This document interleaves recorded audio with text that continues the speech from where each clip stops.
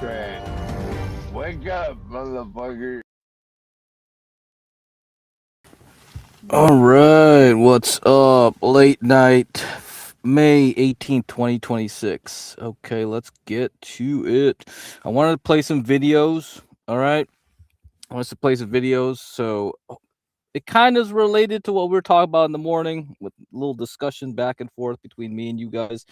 We can play some of that, and we're gonna go from there. But first, let's look at these things here. Let me check this out.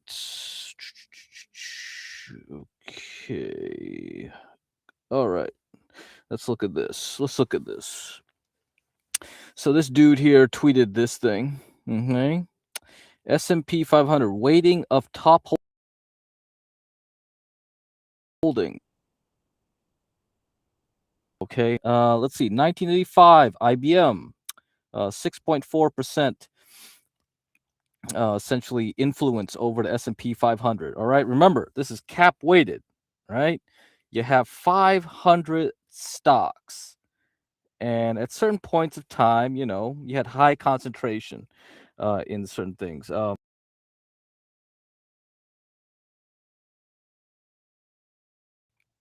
Right. So in the 60s, like you had DuPont, you had maybe, man, what were the other good ones? Like, US Oil, right? Before they got broken up. Maybe that was the 40s. I don't know. I don't know when they broke up those companies.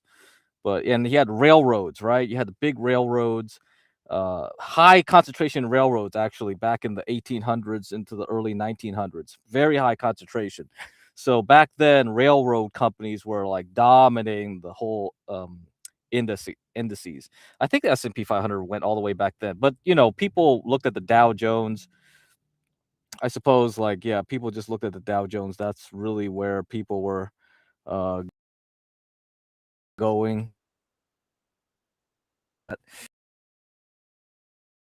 So yeah, so you had the Dow Jones, but we're going with the cap weighted right now. We're just the index. Dow Jones doesn't weight with the caps. They weight based on price. So that's why when you get into the Dow Jones index, you have a strict rules about what price your stock is at. Apple had to sort of split itself just to stay in the Dow Jones. There were other companies like that too. So they they just work on price. All right, but the S&P, they allow anybody in there pretty much that is the largest companies in the United States. And so over time, some companies start dominating one or the other. So let's see, towards the dot-com boom, Microsoft started taking over like 4.9%. Okay. Apple was very small at this juncture. Apple wanted to compete with IBM, but Bill Gates won that war, and Microsoft became the dominant company at that time. And then after that, the oil companies during Bush 2, right? George W. So that's when the oil, gas companies, there were some like gold and silver companies, a lot of commodities companies were doing well at that time. Technology was crap. So during that period, I was in school, grad school, and I was buying a lot of tech companies during that time. They were very undervalued. Tesla being one of them, right? So that that turned out to be a good buy during those days. And then later on, now we have 2025. You see Apple 7.6%, and then now in 2026, Nvidia is 8.2%, the largest cap weighted stock in the S&P 500 so far. Okay, so then I replied I responded with this. It's like, yeah, all right. Nvidia is taking over, sure. And if you look at retail companies, we mentioned this before. I was talking about Lululemon. I showed you Nike. I showed you Ulta, right? Tomorrow we'll have Home Depot. Home Depot is one of the largest uh, companies in the retail slash consumer discretionary space. Now, Home Depot has not done very well the past maybe 3 to 6 months. And people have been talking about it, going like, if Home Depot doesn't follow the markets, maybe that's an indication of recession. Okay, is that true? Is that true? Is that coming? So, if you look at this, look at the list here of all the retail sectors. Most of these companies are down, right? Very few are up. Let's see, apparel retailers, I guess 1.18%. Year to date, hotels actually up 11.44. Broadline retailers 14.98. But the rest of them are bad, right? So we could say like Best Buy, GameStop. Well, Bed Bath and Beyond went bankrupt like a couple years ago, so that's gone now. So yeah, very few companies in this area have done good so far. And if the consumer isn't spending on discretionary items, that's not a good sign in general. Okay, we can't live on an AI forever, so that's what the market has been living on. Okay, so that is a problem, maybe. Like a problem now, probably not. A problem later, sure. So this could last all the way into next year. Like all these stocks could keep like going flat to down into next year, or we're going to have a turnaround very shortly. So if we are not going into a recession next year, all right, these stocks should start bouncing. Okay, like you look at Nike, look at Lululemon, they're pretty bad, right? But eventually somebody will buy these stocks and it will go back up. The only reason to is if you think there's no problem with the economy. Eventually, this will sort itself out. The new Fed chair will come in, lower interest rates. People will get happy. They'll start charging up their credit cards. Like credit card delinquency rates are going up. So people are missing payments on their credit cards right now. They're doing buy now, pay later, right? For groceries. So we see that effect going on. If the interest rates stay high, yeah, sure. Maybe we will have a recession very soon, around the corner. If that's the case, then these stocks will stay low. So this is something to watch, okay? Now here's an article. This is something I've been saying. If the semiconductors are no longer going to lead, where is the money going to go? And I was saying software, right? I've been saying it for the last 2 months now. It's just like, dude, bro, why do people keep going back to semiconductors? It's just not going to sustain itself much longer. You just cannot push Intel up any higher, or Micron, or we're going too far ahead of ourselves with this. Okay, it's probably obvious to just about everyone right now that we're in an uptrend. Our major indices are seemingly setting new record highs daily, but it's more important to follow what is leading the market higher to get a better sense of the sustainability of the rally. Will it last? Okay, that's the problem. You can't just rely on one sector to lead it. And semiconductors is just not one sector in itself. It's a subsector. It's a subsector. Okay, it's very narrow, very narrow. You just cannot just go on this. Technology is also a lot of companies, right? You just can't just go towards a few pieces of technology like this forever. With the correction over, if we look at the S&P 500, we see there are two clear support levels to watch during any bout of selling. Okay, are we overbought? Of course we are. Take one look at that RSI. Well, yeah, you can look at the RSI. You can say, oh yeah, it's overbought. Okay, whatever. It can stay overbought. It doesn't mean it's going to crash. Okay, so that doesn't mean that. Take one look at the RSI in the bottom panel. It's nearly 75, which is clearly in overbought territory. But the RSI is just one signal, and during secular bull market rallies, it can remain overbought. Right. The RSI hit 70 around April 15th. Since triggering this oversold level, the S&P 500 has pushed higher from its 7,000 price breakout to where it is today at almost 7,400. It doesn't pay to sell during bull market rallies. So this was written over a week ago by now. Because the RSI hits 70. That's usually a big mistake, as price breakouts trump all other indicators. So if this is sustainable, okay, like last April, we should continue to go up. But how should we continue to go up? We probably won't see semiconductors push much higher. It's already what 70% from last week into year of date. So the past 5 months, one subsector has gotten 70%,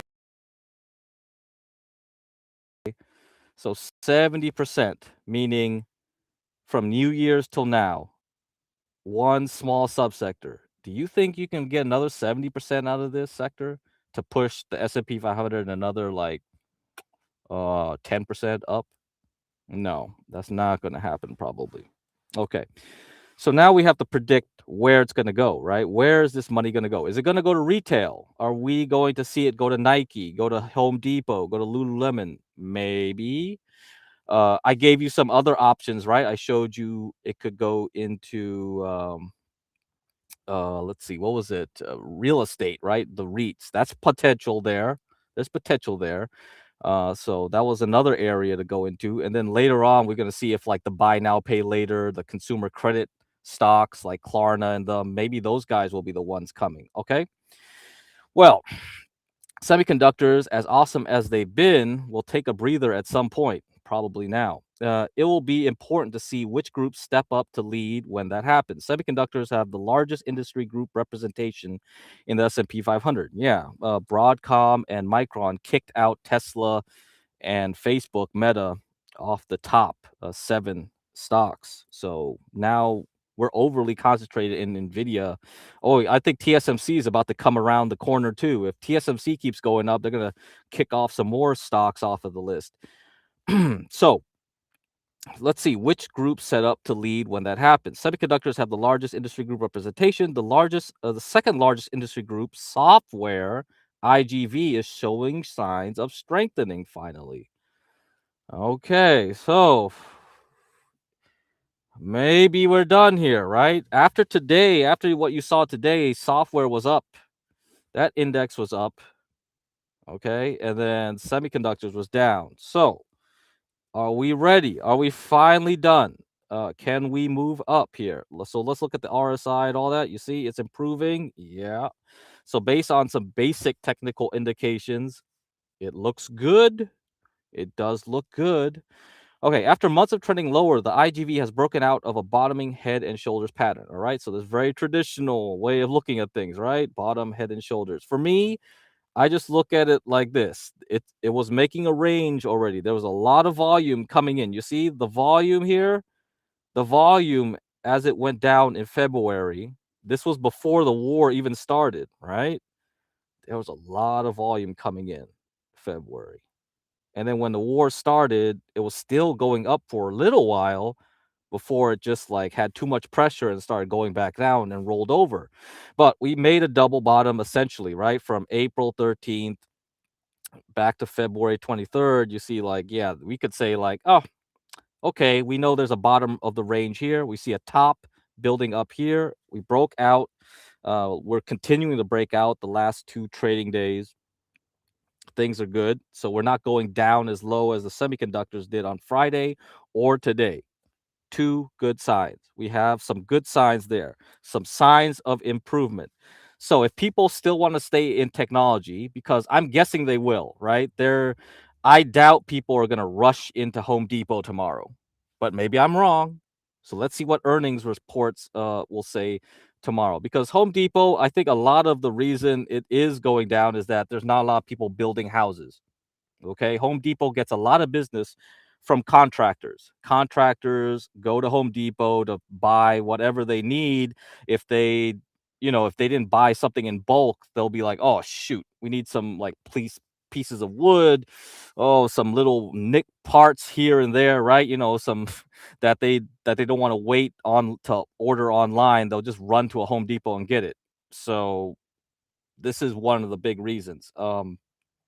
Also, there's a lack of labor too, right? A lot of illegals have been kicked out. So that could be also an issue. So it's hard for me to tell if it's because the interest rates are so high, because when you're a home builder, uh if the interest rates are very high, the demand for new housing gets lower, right? That's one problem. The other thing is, like, a lot of home builders also have to get loans. to build. So they will like put out loans to banks to make it so that they could start building houses immediately. And they won't like it when interest rates are too high. So even home builders do not like uh, to buy things ahead of time if the interest rates are in.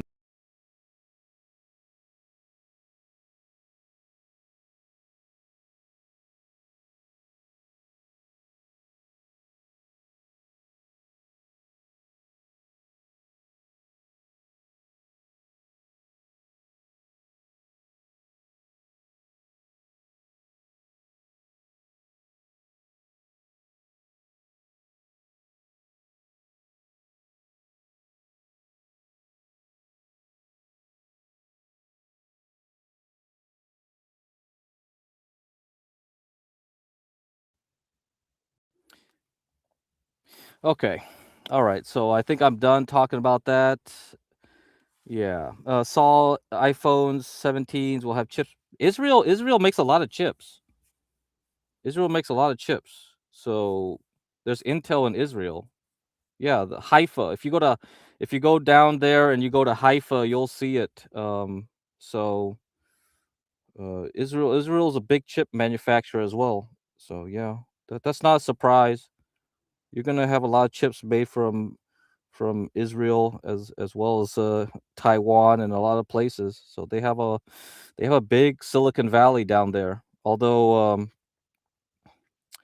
they're mostly in cybersecurity software, but yes, they do have a little semiconductor industry, especially when they have to make drones too. So they like to keep everything in house. They will have it. They will have it there. So if Apple is using Intel processes, I'm sure Intel, yeah, they'll make some of their chips in Israel. Um, I'm not sure like how long it'll take to build the Ohio fab, but that's going to take a while. So you have to remember, Intel is in Oregon. Though that's the most advanced fabs are in Oregon, and some in Arizona. Okay, but the latest ones will be the latest like higher tech factories will have to wait in Ohio, I think. Um, Otherwise, I don't know if there's any other locations in Texas or Virginia. There could be. I'm not. It's been a long time since I've worked in the industry, so I haven't kept up. But I know Intel in Haifa, Israel, is like one of the top ones. So that it makes sense if the more advanced processes are only going to be in Israel right now because they have to do it staggered, right?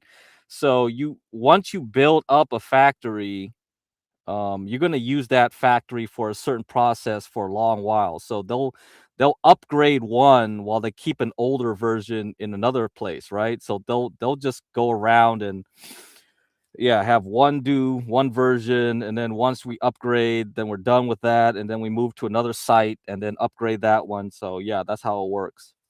Okay, another company will be Vertiv, VRT. I'll be looking at that one too. I think that stock looks pretty good still. VRT. Okay, let's see. So this week we are down 8 something percent. Okay. If tomorrow is good, yeah, but I mean this stock is very good, has a very good trend, VRT. I can't recommend it enough. So let me take this down here. Let me show you. The trend is so nice on this one. This is like one of those high performance stocks here. So good, so good. So I can't complain about it. It's probably like this one, General Electric, Vernova, and I think Deere will have earnings later this week on a Thursday. So let's see. Share screen. Okay. Okay, let's see. Yeah, this one looks good. This one looks good. So it got beat up today. Got beat up today, but maybe tomorrow will be fine. If for some reason we don't do well in this earnings and this thing comes back down, you could see like back in February we got a pop and then we just ran right through and went up. This one is just has been nonstop since last April. right? So we went from 57 down here, and then we just been pretty much going well. This thing goes back down here. Okay, that'll be your chance to get in this guy, right? So let's see if it rolls over and just hangs about like 282. So we'll see. So watch this going into the summer. Maybe this will be your chance to get in. So I'm gonna have to make a list of stocks that where you can get in. Air is another one. You see, wait for this guy. If this guy breaks down and gets through, okay, we can see if we can get back at 50. If it just holds here, if it just holds here, that's a lot better, right? So if the semiconductors really breaks it, but if this thing holds up at 77, AEHR is the one you want to try to get in. So if you missed your chance getting in here, like in December last year or April last year, you still got a chance because this one is a big range here, big range. We broke out. I played this stock back when it was doing this crazy stuff here, like going from $2 to 20, going back down to 7. And then after it did this move back in 2023, I stopped looking at it. I was like, all right, let me see, let me wait. Okay. Let me wait and see if it can break 44 this time. So we've broken 44 after the taco. Good. Now, here's the question. Is it just going to go down here and then I can just buy it here? Okay. Or will I just wait for it if it just does this? Zigzag, zigzag, zigzag. If it just does this and then I can just wait. So sometime in September, right? Wait for this thing just to get up here. Then that's good. That's even better. Then that means this thing can go a lot higher next year. So that's what I'm looking for. What's up, gamer? What's up? Okay, so that's it. Okay, you got that right. Now the other one was Teradyne. Teradyne. This is what I told you guys would probably happen. So if we have problems with Nvidia on Wednesday and this thing just breaks down, it's gonna go back here to 235. If it doesn't, and it holds this and zigzags over here, okay. All right, that's good. That's good. That's a lot better. If it doesn't do that, then yeah, we're gonna have problems. We're gonna have problems. This range would be too wide. Okay, and like I told you guys, when the ranges get wider, it's gonna take a longer time to heal the damage. Right? It's gonna be like gold, like I said before. So when you look at gold and stuff like gold, this is why I said get out. Like what is this? What is this? What do I do with this? Um, yeah, what do I do with this? If gold and silver did not do this, and so we're looking at the gold miners of this as a proxy for gold and silver. So if it just stayed here, okay, that means it will break out a lot sooner. But because we did this big drop, and now we're having a hard time breaking out of here. This gives me more pessimism, right? This kind of looks like maybe it's gonna be like some really long and ugly looking movement. Once you make this range like this, that means it's gonna take a long time, going all the way into 2027. I'm guessing what's gonna happen in 2028 is when gold will actually be interesting again, because I think the way it's acting right now, this is gonna be terrible for 2 years. This is not gonna be a 1 year. I thought like maybe optimistically it'll be a 1 year thing, but now it's looking like it could just be some really ugly, nasty looking range where it looks like it's gonna break out, fails again, then goes back down, and it just does this as 2 years. And I don't want to be in this. Not at all. And gold has a tendency to have this type of stuff happen to it. It's very common. There will be periods where gold is very boring. Silver will be very boring. I showed you that video, right, of that guy who just as it was breaking out. Like the guy just sold it at $35 an ounce, right? Silver. Like just when it was like right around here when things looked like they were improving, he just got out, and then he just ran and bought it top in February or January, late January, and he just bought his physical silver. It was just like what? So don't get trapped. Don't get trapped psychologically in a range. This will take its sweet time. You don't need to play this. There's many other things to go play while you wait for it to work. It's magic. And that's kind of like why I showed you the example. Like you look at Hut. There's no rush. There's no real rush right now. But overall, if you look at the long term, it looks fine. It looks fine. But don't don't expect it just to break out this week. We could just be retesting this bottom for a while, which is okay. But in the meantime, you could have been like in someplace else if you really cared to. If you were bored, right? If you were bored, there was like CrowdStrike and Palo Alto Networks. This thing, once it broke out in Thursday, May 7th, because like the FTNT Fortinet earnings probably just made everybody in this sector just really happy. So if you look at it, if you look at it carefully, like this is a range, right? You could say this was a range. Like this was basically going nowhere between April 21st and May 6th. Everybody was happy in Intel, Micron, and all the other ones, right? In semiconductors. Boring, boring, boring software going nowhere. And then all of a sudden, whoop, oh, this is exciting now. Now we go from like 466 to 600. That's like 50%, right? This is 50% in like 2 weeks. So this is what I want you guys to recognize. You see patterns. You go like, oh, okay, it's taking a break. I can go somewhere else if I'm bored, or you just stay here and wait. Hut's gonna be the same way this week. Hut is gonna be like bouncing between points, but don't get too happy because not every time it gets to the top of the range, it's gonna be like, okay, we're ready to go now. Nope, it failed, right? That was last Wednesday. We rolled back down to the bottom.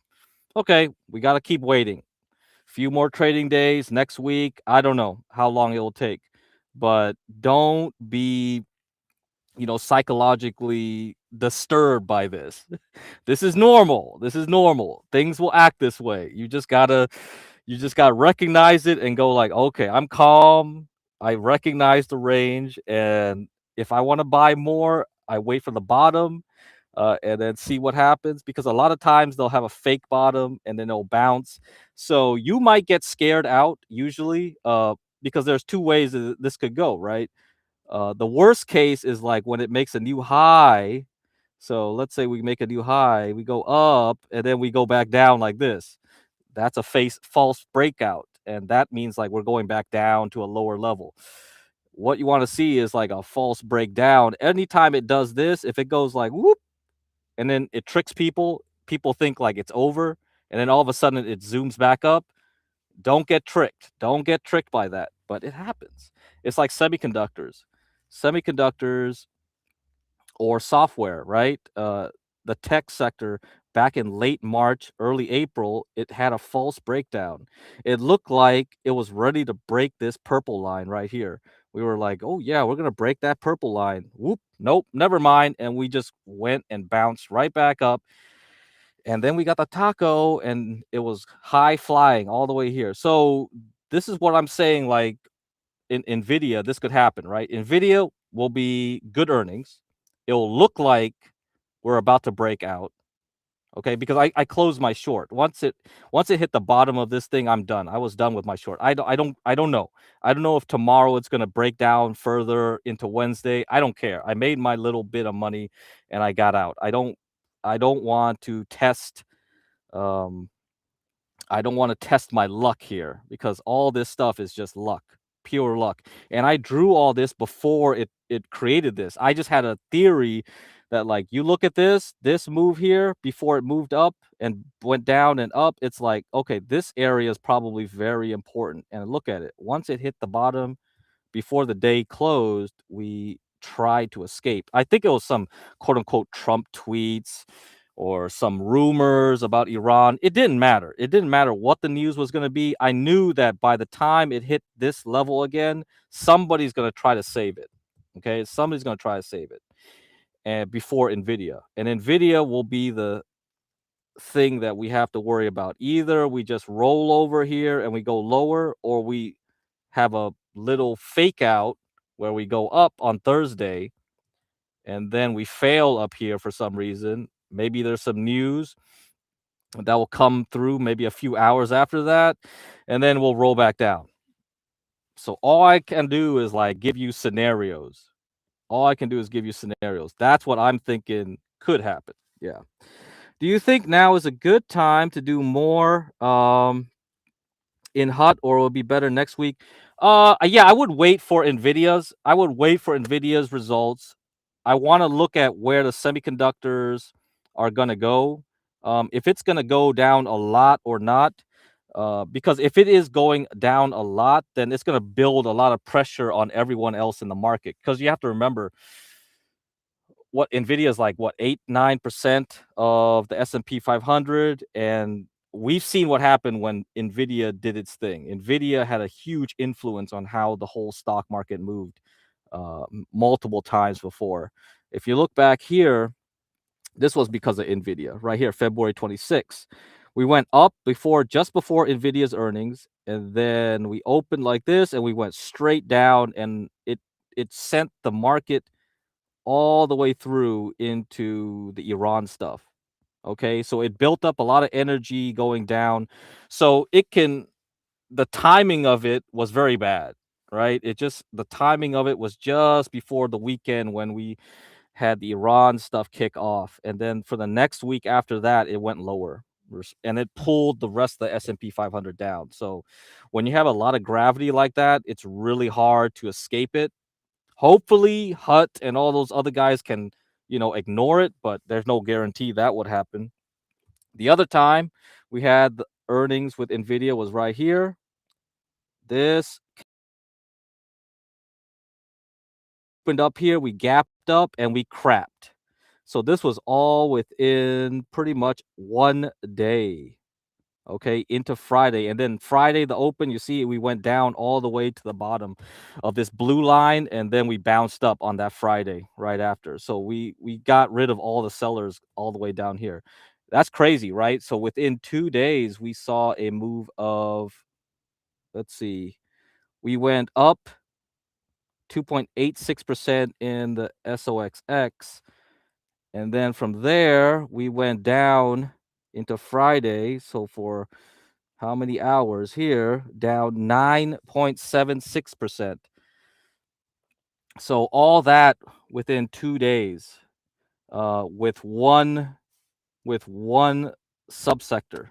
Okay, and that translated into like 3-5% moves in the S&P 500, which is big, very big. S&P 500 should not move more than like what, a 0.1-0.3% per day, and you have like one stock pushing everything up and down like that. It's dangerous, very dangerous.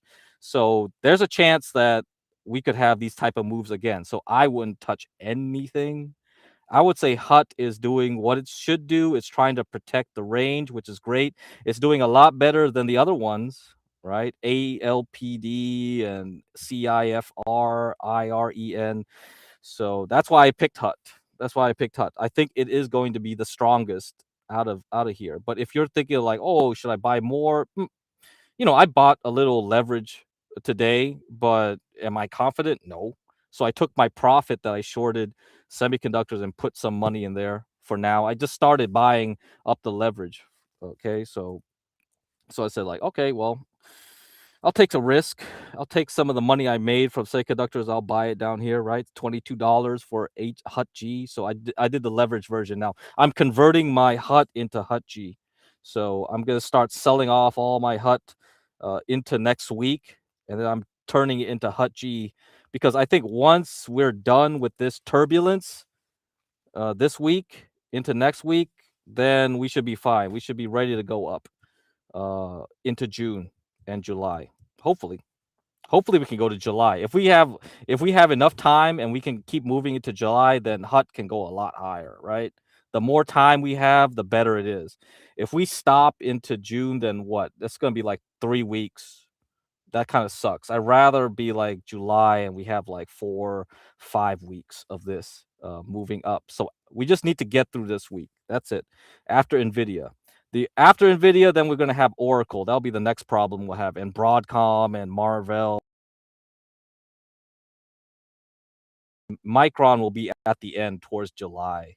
So Micron will be the very last earnings that we'll have to worry about. But most people already made their money on Micron, so they should be out of it already by now.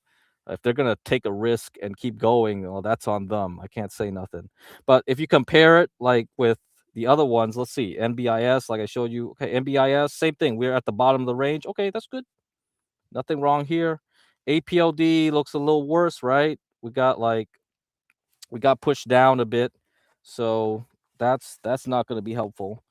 And Core Z and see, yeah, you see this one, it's just like, yeah, that's not good. This way too low. We've broken down. Core Z, same thing. I think pretty poor right now. So that's going to be affecting it.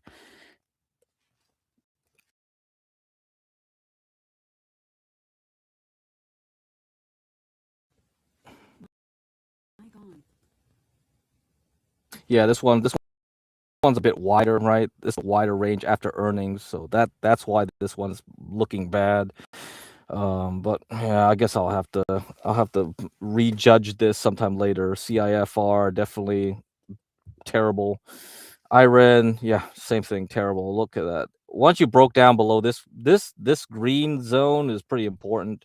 This has been a pretty painful area for IREN to break out of, and now it's doing this. It's just like it's like Moderna, right? You look at Moderna, it's like, okay, you got your hantavirus pump, but now you lost whatever you were trying to achieve here, because if we kept this range, then I know that it's ready to go up very soon. But because we're doing this now, the range now is completely widening. We're going to do this again, but we've already been doing that. We've already been doing stuff like that. We've been doing it like from February. That means this thing is going to keep going up and down for weeks to months. And that's not what we want. We want this thing to tighten up. We want it to start making stair steps up here. This is where we want to be. You want to stay up here and you want to have a tighter range. That's what I know you are about to go up higher. But by doing this, what we see here with Moderna and Moderna's looks good, because HUT is actually trying to preserve what it already got after earnings, and that earnings came after Trump. So hopefully, yeah, that's the physiognomy check. That is the physiognomy check right now. That's what we want to see. Texas Instruments, again, like look at this one compared to Micron, okay, or Intel or AMD. That's another thing. Uh,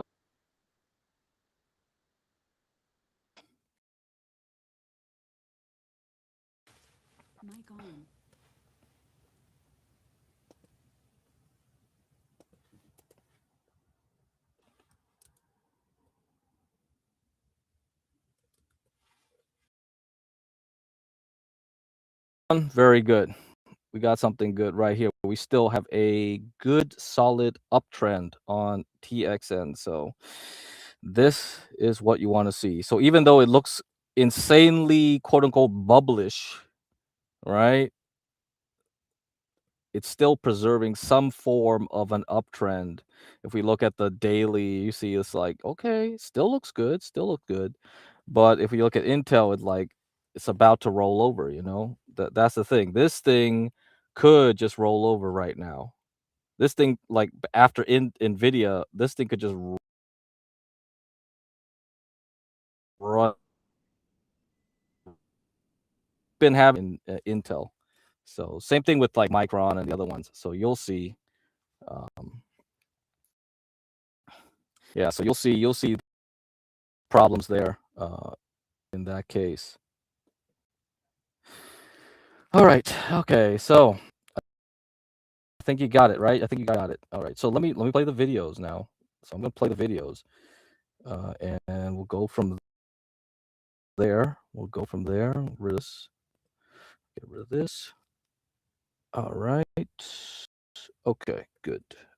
Get this. Rid of this. Okay. All right.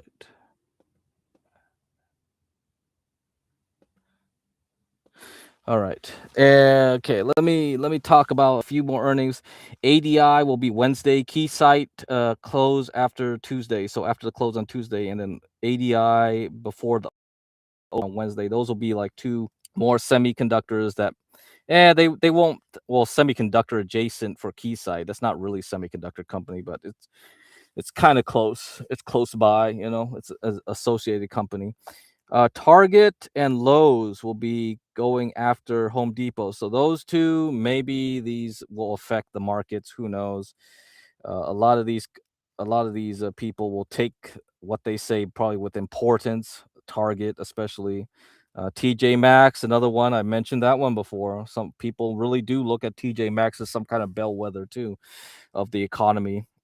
And then after that, we got Thursday morning. Okay, so after Nvidia, we have ELF. Okay, so if you care about makeup, okay, ELF. All right, that stock might be important for some people as well. We have Walmart and John Deere. John Deere, I like John Deere. We have AutoZone, right? Too. Like, yeah, okay. Or Advanced Auto Parts. No, this is not AutoZone. Okay, Advanced Auto Parts is usually bad. AutoZone, O'Reilly, those two are the best ones for looking at how people buy car parts. Because I've been hearing a lot of rumors about the damn motor oil, right? Motor oil filters out of so I don't know. Maybe that'll be important. Maybe some people will talk about it on Thursday, but Walmart will be the top one to talk about. And after that, we got Zoom, Workday. Okay, kind of important. Ross, I showed you the Ross chart. I like Ross as a stock. So I was kind of surprised. I haven't paid attention to Ross in a while. I thought Ross was getting beat up alongside the other discretionary stocks, but apparently not. It's only got beat up recently in the last couple weeks. So Ross is actually still doing pretty well. So not bad, not bad. Okay, good. All right. So let me play the videos now. Actually, hold on. Okay, so this is why I drew this picture, this thumbnail last time, 2 streams ago. See, the money in semiconductors, they filled up that bucket. It has to go out somewhere. So we're gonna have to watch Oracle next. Oracle will be one of the largest of the software sector. So outside Palo Alto Networks and CrowdStrike, Oracle, and then maybe I'll look back at Palantir and Adobe again. Adobe, I have some. Palantir, I haven't decided if I want to get that. It is low. Palantir is low, so maybe this week I'll buy Palantir back to. All right, yeah. So Zoom got cooked after the. Yeah, I haven't paid attention to Zoom a lot either. There was a lot of the companies that used to be good during that time. Yeah, but they're all nothing now. They're all nothing. The old Bart Simpson distribution. Oh, crypto. They love that the Bart Simpson head shape. Yeah, that was always fun. All right, let's see. Okay. Look at the cybersecurity stocks. I think last week we've decided that these were the best. I do like Sentinel One. Sentinel One has a bottoming looking shape right now.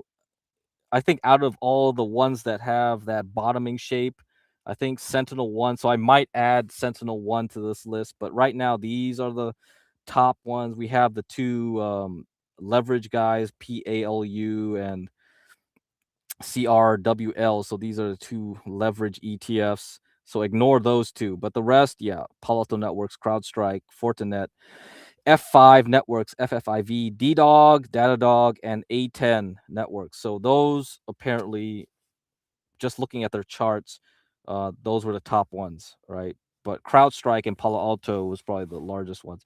The space and rocket space still doing good. Rocket Labs was up today, one of the few stocks that was up today. So it doesn't look like the earnings that we've gotten so far have killed it. So ASTS went down last week, but then recovered the day after, no problem. And we had Intuitive Machine, same thing, no problem. Okay, it's going down now, but it's still, the chart looks good. We have Fly. This one is kind of doesn't have much history, but okay, fine. If the rest of it's going up, let's go for it. No problem. Let's see here. Uranium. Yeah, uranium's falling over right now. So nope. Like I said, no rush to get uranium. And then the other one was lithium, right? Lithium would probably be down this week. So this might be a good place to enter if you haven't gotten any lithium stocks. So we'll talk about that um, at the end, towards the end of this week. But SGML is getting cheap again. So down 30% from last week almost. Okay. So that might be the point to get in if you haven't gotten any the earlier this year. So watching for that. LAR, my second favorite, waiting for this one to go lower. So yeah, there will be chances to get in lithium. Again, no rush. I said lithium would be next, then uranium, but again, no rush. I think the steel stocks were the ones that were more important. So if you had to run into something, it was always in the steel aluminum stocks. So let me see, where the steel aluminum.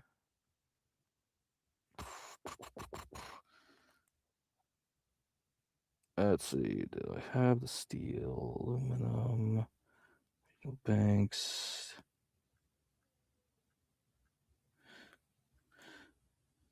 I guess I just put it all in this thing. Oh yeah, I just shoved it all in one big. I put the copper in this one too, and the gold miners. Oh, all right, all right, all right. All right, all right, all right. Okay, now I have to like sort it like this just to see where we are. Okay, I put some lithium in here too. Oh god. All right. Steel Dynamics, still good. Okay, this one's still good. New Core, still good. Perfect. Okay, barely moved this past 2 weeks. Perfect. Century Aluminum. Okay, this one's going back down. All right, Kaiser Aluminum, a little bit. So far, good. So we got two aluminums here, two steels. So the top steel and top aluminum still okay. So I think that's the priority. I don't think anything else is priority. Lithium, not priority. Uranium, not priority. Copper, not priority. Okay, gold and silver miners, definitely not priority. Come back in 2028, probably, with the way it's looking. Ugh. I'm not even gonna waste my time. Okay, the other stuff was Chinese technology. Chinese technology stocks. Okay, they're gonna have some of them already reported earnings last week. We had JD, we had Alibaba. Some of them, other ones. Let me see. Did Tencent report earnings yet? Did I put Tencent in this dang list? Oh my god. Okay, I didn't. I have Tencent music. I don't. Where's? Oh, okay. Tencent's over here. All right. I guess we reported earnings. Okay, good. Um. Yeah, maybe it's time to get back into China. It's been a while, right? Since September, it's all these stocks have been doing terrible, really terrible, except for a few. But the whole group as a whole, ugh, nasty, nasty. Okay, nasty. Yeah, bad, bad, bad, bad, bad. All right, let's see. 1 month. Which one of these have been doing good? Baidu. That's it. Oh man, I think Baidu reported earnings right today. Okay. Yeah, this is gonna take a while. I don't know. Bottom feeding stocks. Billy is like their YouTube, right? Okay, Billy is down 21% from a month ago. All right, yeah, there's no rush here either. Okay, I'll wait. I'll wait a while. I'll wait a while for this one. All right, read that, read that, read that, read that. Okay, last thing. Okay, price changes since 2000. Ground beef, Snickers bars, Big Mac, coffee beans, okay, eggs. All right, you can see. Okay, this based on just inflation off of like certain things like this. We got home detergent, family health insurance. Jesus, okay, this is the reason why you should stay at work if you have a family. See, because of the health insurance.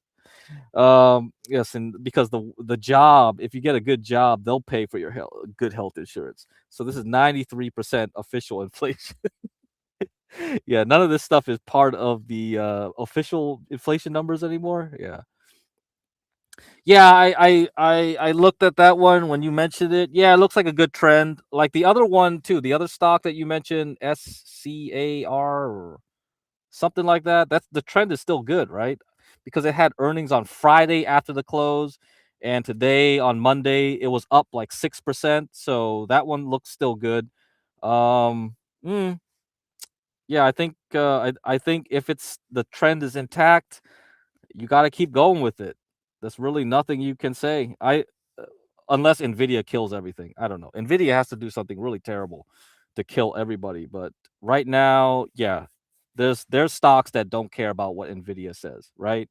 Like we see steel, right? We see maybe Rocket Lab or ASTS, the space stocks. There are going to be some stocks that will ignore it. Those are the stocks we want to get we want to watch and pay attention to, and hopefully the software and hut and those things can shake off because they are kind of like AI tech related, so they're going to be affected by Nvidia the most um, when the Nasdaq goes down, because Nvidia, when it goes down, it will drag the Nasdaq, and because the S&P 500 is basically just a Nasdaq now after all the semiconductors ran up the past 2 months. Yeah, the S&P 500 is so tech heavy now, right? It's basically another Nasdaq 100 anyway. So technology stocks that have a lot of AI related stuff, they're too tied together. And then you have ETFs. A lot of ETFs, they have AI. Yeah, SHAZ. Yeah, I noticed it today. They had earnings Friday after the close. You have to wait for Monday to see the reaction. Monday, fine. It completely ignored the move on the semiconductor, Nasdaq, and S&P. So, yeah. HWM, I looked at the company. I think HWM is broad. It's really just a general aerospace company. Like they just make stuff. Like it's not even like technically quote unquote space centric either, right? They just make things for any kind of airplane, like so it's very general. I think it's probably very diversified, so it's probably fine. It doesn't have to worry about anything. It doesn't get punished from the hype in space, but it doesn't get the benefit necessarily either, right? So it's kind of like Texas Instruments. Texas Instruments is not technically an AI stock, but it's a semiconductor stock. So if people are looking for cheap semiconductor stocks, and Texas Instruments has to say is like, oh well, we have a few chips that go into AI, blah blah blah. It's easy to pump it, right? There you go. Yeah, yeah, yeah, yeah. It's more like a general defense company. Yeah, like Rhine Metal or like some other ones. Um,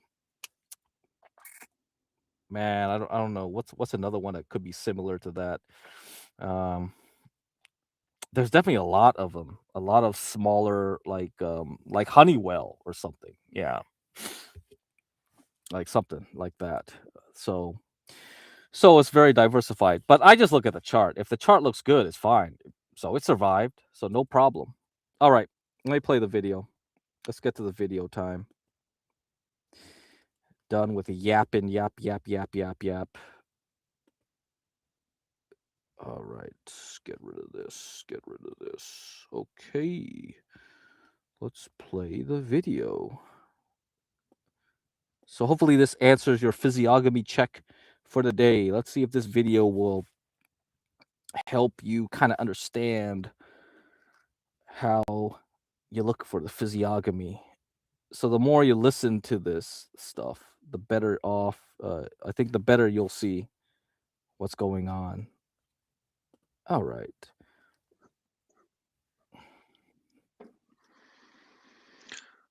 All right. May 15th, 9:01 a.m. Pacific. Did sign up, Okay. All right. Let me get comments, forward. Let me go did forward. sign up. It's a pay-per-view product. You don't have to commit at all. You could just come for comments, remarks.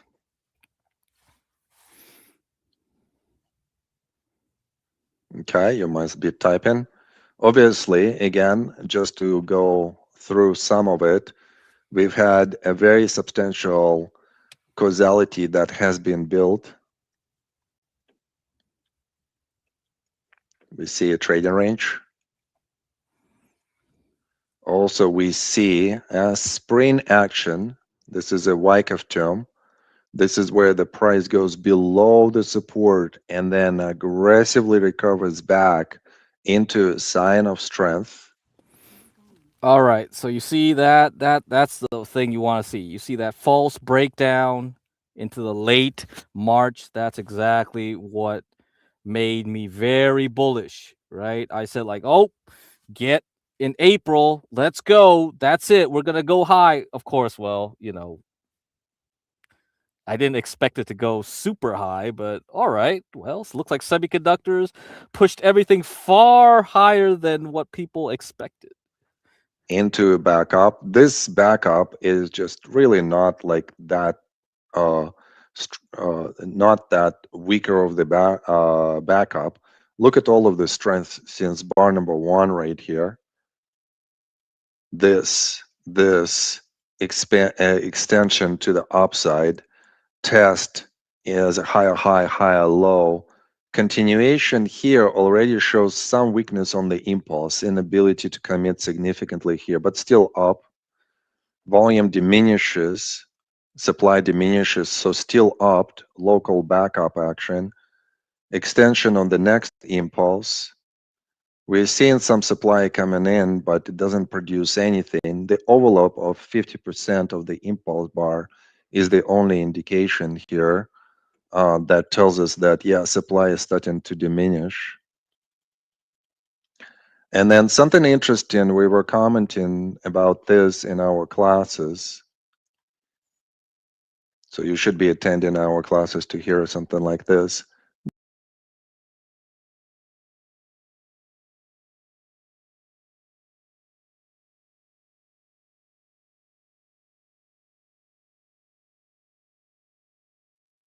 Swing.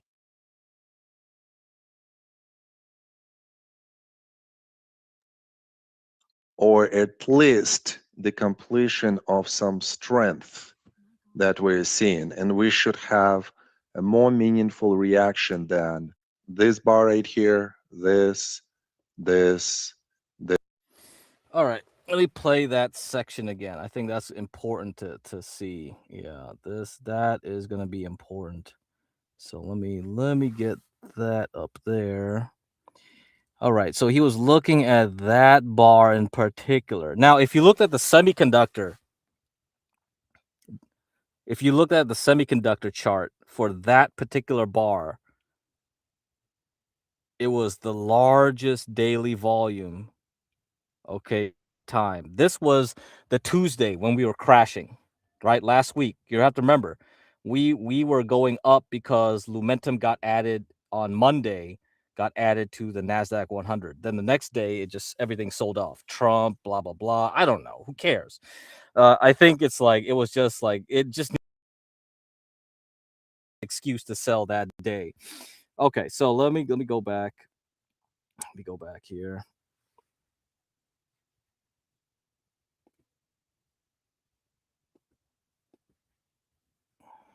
You need to aggressively recover back in our classes to hear something like this. This bar right here. This was the key for us to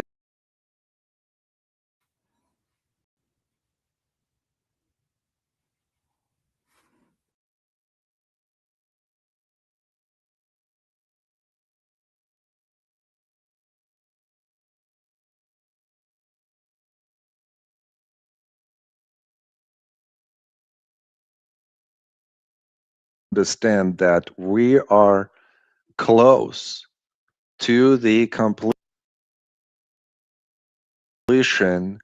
of this initial swing, or at least the completion of some strength that we're seeing. And we should have a more meaningful reaction than this bar right here, this, this,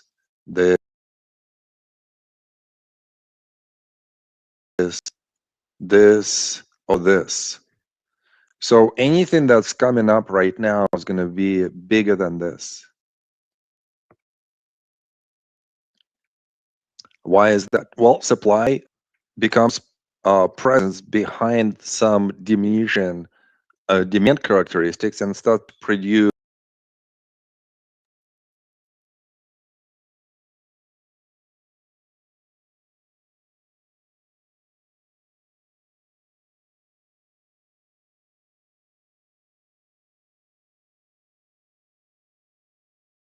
First, it shows I'm present, and now on this bar, which is the important bar right here in the sequence, it shows now I'm influencing the downward result.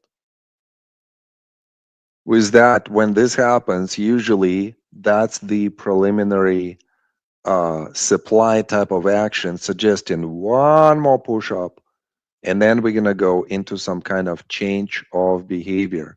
A change of behavior will start with the change of behavior bar, which this is if it closes exactly like that or lower.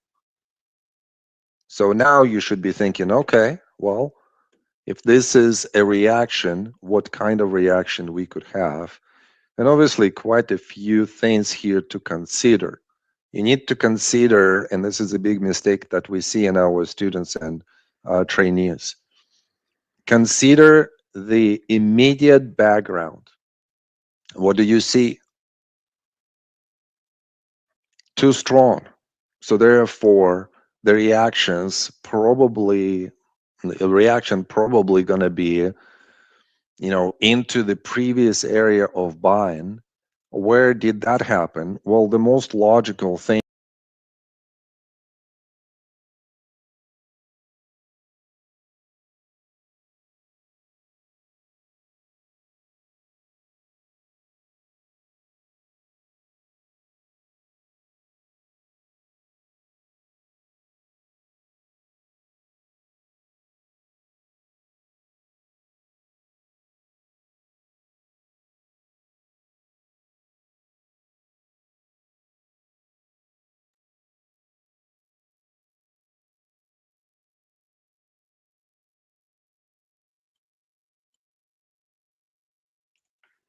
Most recently, this is the last impulse and the last test. This is your target number one. Your target number two is going to be around this area right here.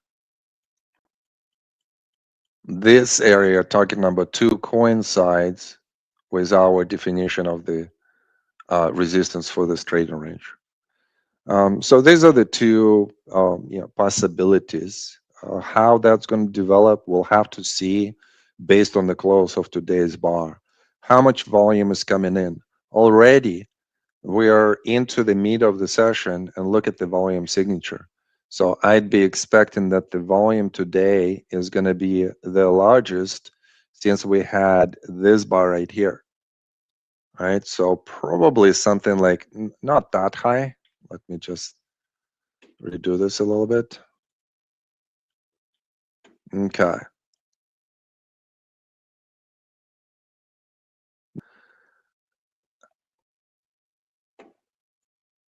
Okay. Probably something like this for today.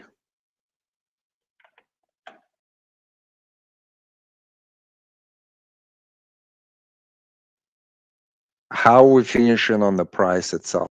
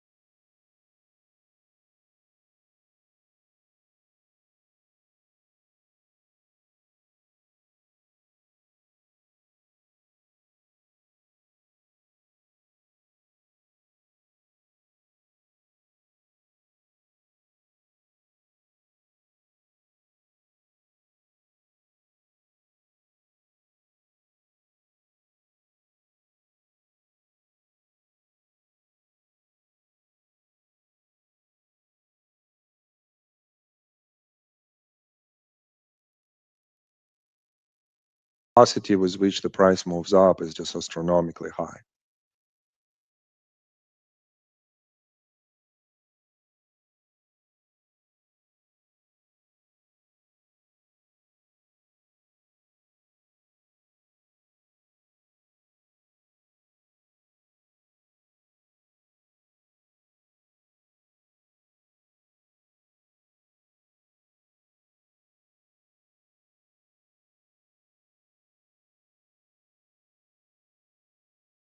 Mistake here is not to wait on into the strength of the immediate background. So don't do this. Don't make this mistake. If you are in any of the positions, what's your behavior? I'd say pay yourself. Take some profits in the stocks that are going into the climactic action. I mean, we've had all of this semiconducting stocks just like traveling up incredibly with a lot of momentum. Take profits. Go buy something for yourself. Go buy a car. Go buy another property. Go pay for the education of your kids or your own education. It's great to take the money off the table. It's great to benefit from all of the work that you've been doing for all of these years. And it's the environment that is conducive to taking the profits. So it's okay to take the profits. Now, the question becomes, how much am I taking? I mean, obviously, with such strength, the idea of closing the position is probably less attractive, but the idea of the trim always have like the question behind it that we always address in training or in the classes. How much? How much are you taking off? Because this strength could continue. This could be just a T1 test and then another leg up.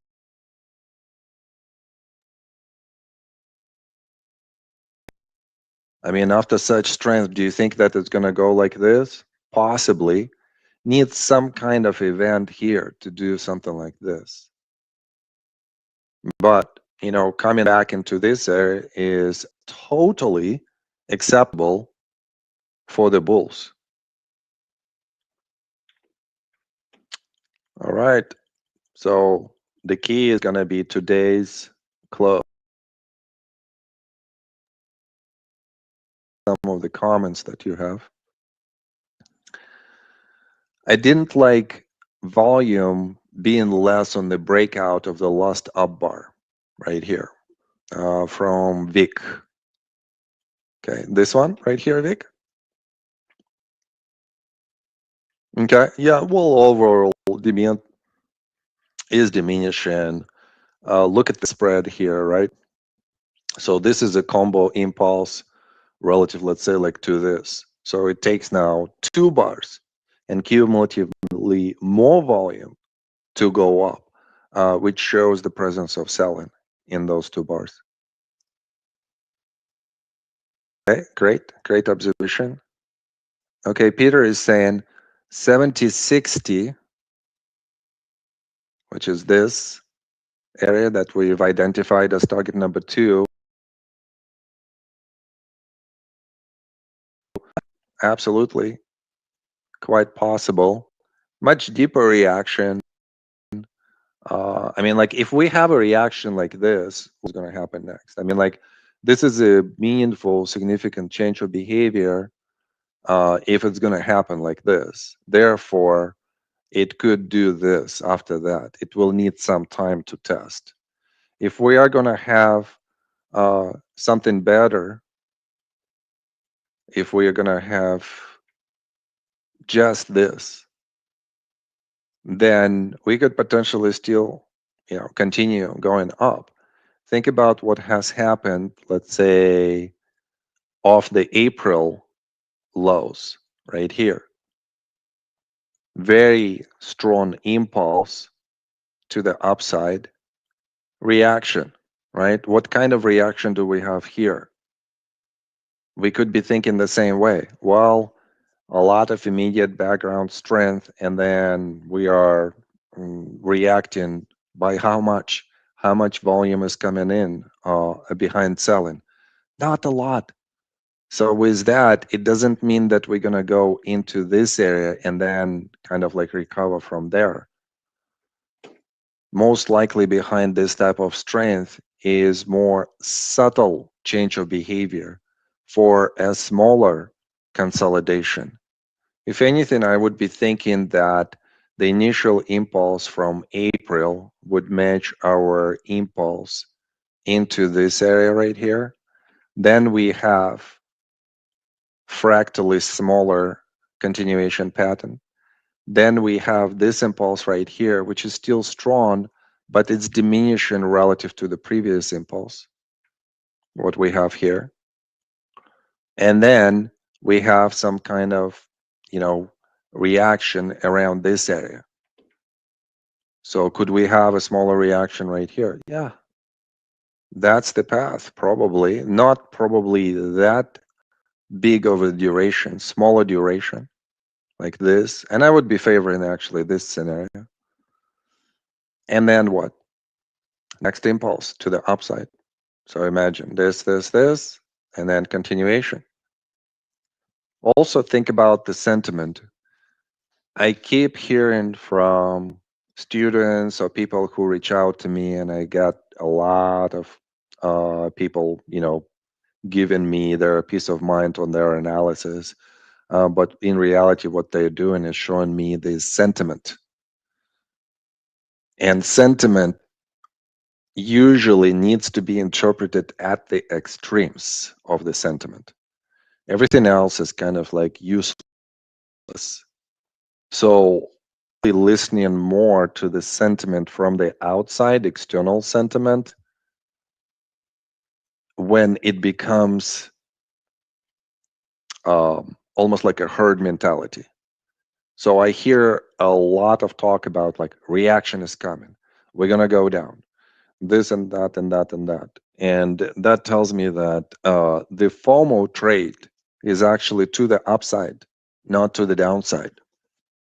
So with that, I'd be thinking the best case scenario and the most probable scenario is still of trapping people to the upside. Because if people are trimming heavily or exiting and then the price goes up, they're going to be trapped. And that's what usually, the composite man or the composite operator, which we mentioned in the Wyckoff methodology so much, talks about. Okay, let's see other comments. If price came back in the trading range, Sherry's saying, okay, a fancy problem to have. Okay, I think that was in the reference to the trims. Okay. Yeah, I mean, obviously, if you have profits, how much are you trimming? That's the key. But, I mean, all right, tell me, do you see any supply coming in the volume signature? Second, do you see any damage right here? So, I was talking to one of our students, and he is an engineer. How many engineers are here? Are you guys interested only in the analysis for me to give you my analysis so that you would reconfirm it with your analysis? Is that what's happening? I'm less than interested in the market discussion because we discuss the market each day. Come to our classes. Come to WMD class on Wednesday. You know why? Because last Wednesday, this Wednesday, we were trying to go through 100 symbols in an hour and a half. Impossible. And even though we're uh, really, really speed chart readers, we're really good at reading the chart, like reading the forces, supply and demand. And that's what we teach, by the way, if you're interested. Still, between the two of us, between me and Antal, it just was really hard to do. So we went through 50 of them. So yeah, you could imagine like me talking about the market every day is just like becoming a little bit redundant. So give me some questions of that would interest me. Can you create the question that would interest me? Not just you, not just your positions, right? Like Bitcoin, gold. All right, we'll go there, but it's all like boring, boring, boring. Go to our Twitter, it's all there. All of the analysis on all of that doesn't really change. Any questions that are like gonna spark my interest? In fact, I'm gonna do this. Owen, could we send a digital copy of our market outlier book to one person who could ask me the question of interest, who could ask me the question that have not been asked before in my 15 years of teaching and my 30 plus years of trading? Could anybody produce something exciting on this Friday morning when I'm so relaxed? No. Look at BTC. That's the key. Yeah, Antal is asking, okay, could we reverse today? Hey, Antal. Well, yeah, that's what I'm saying. Like, Antal, we've talked about this bar, right? So the overlap of the impulse is showing one last push and potential change of behavior. So I was coming in today on my intraday trading thinking like I'm going to look at the shorts. Is there anything available? So let's kind of see how we're going to close. But even with this spread until right, so I mean, like it's one of the best spreads, maybe something like this and this and this. But I'm just saying, like the immediate background strength is just too much. It kind of reminds me more of like, could we do this? Could we do this? Right? It's still in line with the uptrending environment. So it's just a smaller fractal than this. So therefore, consolidate a little bit, continue with less strength than here and here. Until that's what I was thinking. You thinking the same way? Antal is our instructor and coach. Yeah, and I mean, I'm seeing how like we are trying to go down and there is not a big follow through to the downside. So, all right, Owen is posting this. Whoever asks the question that excites Raman the most, I will give you a copy of our Market Outliers book. If I choose your name, email me at owen@wyckoffanalytics.com after this stream. Perfect, perfect. Let's see it. Let's see it. Can someone excite me on Friday morning? The question of look at the Bitcoin does not excite me. Owen is saying yes, but only if Antal is excluded because he knows he will ask a great question. That's so true. How do we know what topic interests you the most? Well, you have to try it. I don't know which question would excite me, but usually it's not about the market update because, again, come to us every day, we discuss the market, so it kind of becomes too much. Okay, Vic is saying January 10th, 2022, how to participate from that day, what should happen later. Okay, I love that. Something like that was the question you posed to William in Tape Reading Lab in late January, if I remember correctly. Wow, we have a student who attended the tape reading with William. Yeah, those were great times. I gotta reach out to William and see what he's up to. How to anticipate from that day what happens later. January 10th, 2022. Now you piqued my interest.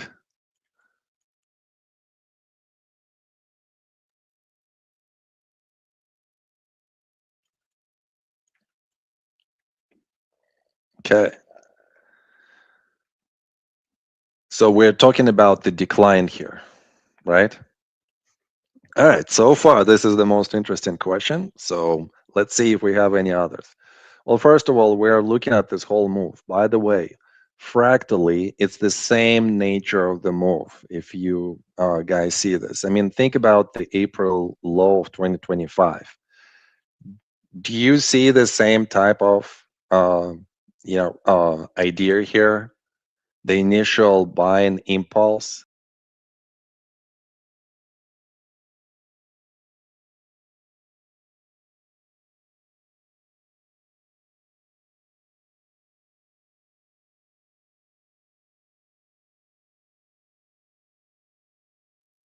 local impulse into this area, global impulse into this area, then you have a consolidation. Could we have some kind of reaction? And let's look into this. Let me just show you. And we study this in so many details, so we remember all of these spots where we have a rally like this. Look into this change of behavior bar. Look into this change of behavior bar. I mean, my argument is that we're experiencing something like that today, of bigger degree or lesser degree. It doesn't really matter. But with this type of strength, what's your expectation after the correction? Continuation. So then the correction presents itself an opportunity to do what? To actually rotate your portfolio and to buy something, right? But you need to see what's going to be today as the spread, as the volume, and what's going to be the follow through, immediate follow through after that. What's going to be the extension of the change of behavior reaction. And that's going to give you a lot of information as to how reaction is going to unfold and whether we're going to have a continuation to the upside after that. So far, I mean, everything unfolds the way how we see this historically in the market. All right, let's come back to the question by Vic. Okay. Look at this week, Vic. Pretty strong. Then what happens next? Let's say like this area right here. How does it travel? Stronger or weaker? This area right here. Stronger or weaker? This area right here. Stronger or weaker? Oh, finally, we have something that is producing more meaningful reaction. So when supply improves, we prompt to the climactic action. So there's not a lot of, upthrust activity. Look at the extension here and look at the extension here and then here. So shortening of the thrust, inability by the demand to produce larger impulse result. And then what happens? The volume overall increases. So with that, we know what influencing that impulse contraction. It's the supply that's coming in. They are selling into the top of it. And back in 21, what stocks were outperforming? Quick question. What stocks were outperforming at that point? What were the stocks that we were talking about in the classrooms at that time? Mag 7.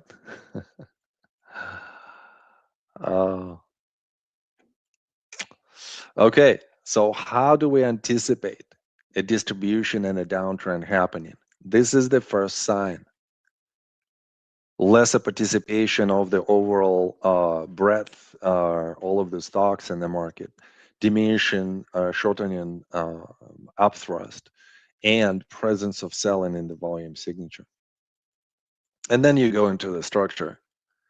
So what do we have structurally? What do we see? What would give us an idea that this was a potential distribution? All right, so we see this reaction and now compare it to this. What do you guys see? Is there more aggression in the way of how everything is being sold? Yeah, it doesn't produce the result. It's still a higher low, but the aggression is there. Shortening of the thrust, we're going into just one bar that commits above. There are no other bars here that commit with the close above that bar or above the highs of these bars. And then we have this bar right here. This is a change of behavior bar. It negates the last upthrust bar. It negates the last 7 or 8 bars. intrudes back into the trading range structure. And then what happens? There is an improvement here of selling. On lesser volume, you're producing better distance and better result than this. Then last attempt to go up, and look at this no demand bar. Oh, so beautiful. Demand is diminishing, and then it's being confirmed by the ISO movement after that. So now you know you're going to go down. Where to? Probably this or this. Two targets. Do we have anything of the sort now? No, we don't. So with that, again, think about the immediate background that we have. So with that, as we start approaching this first level, how do we interpret the character? Still improving over this. So therefore lower to where? The second target. As we approach that target, demand is coming in. Now we're going to have a meaningful counter reaction. We're probably going to have a better reaction than what we've.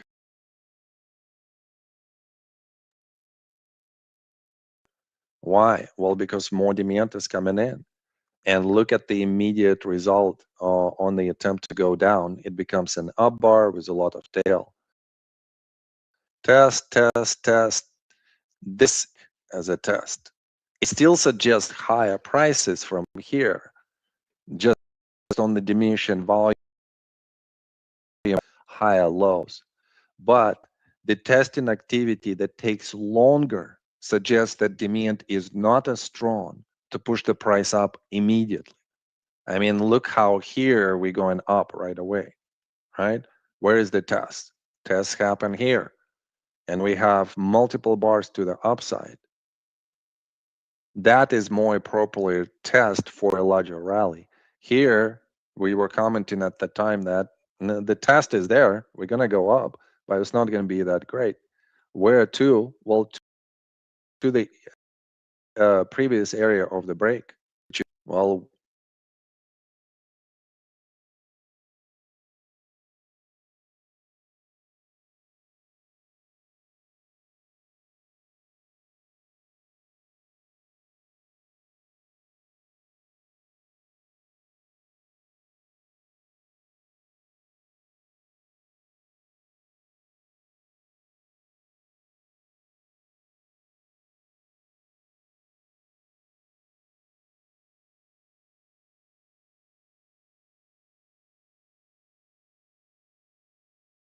here and into this area, into this sequence of the bars.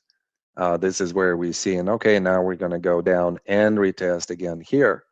As we go down, what happens? So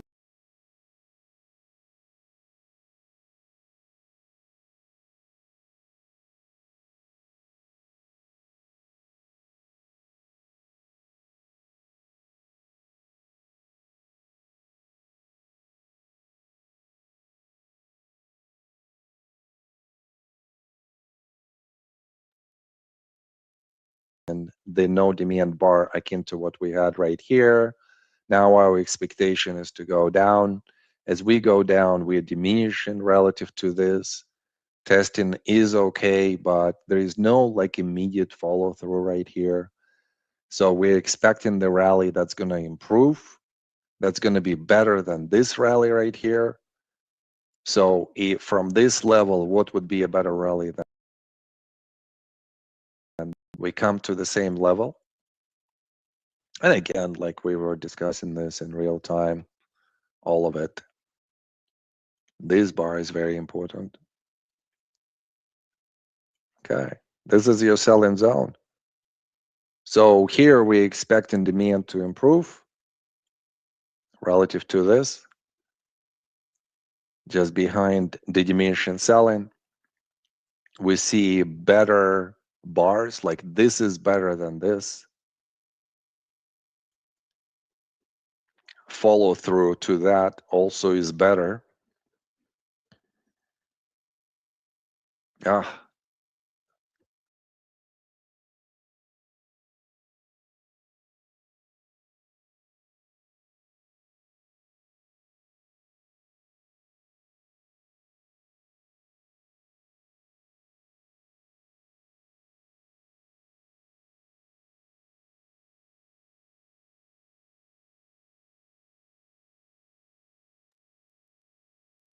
So then lots of entries here, here, here. So now we're expecting this, and we want to see, is it going to be better or not? Initially, it does not start that, strongly as what we've had before, but this bar changes everything. It just basically tells you like, okay, now we're going to break this level.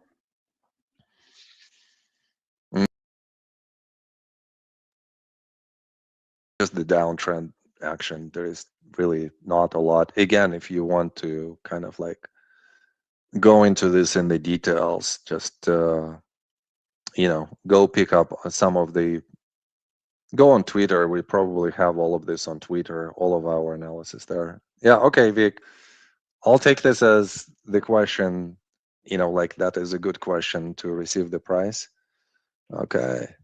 Now I'm excited. Okay. From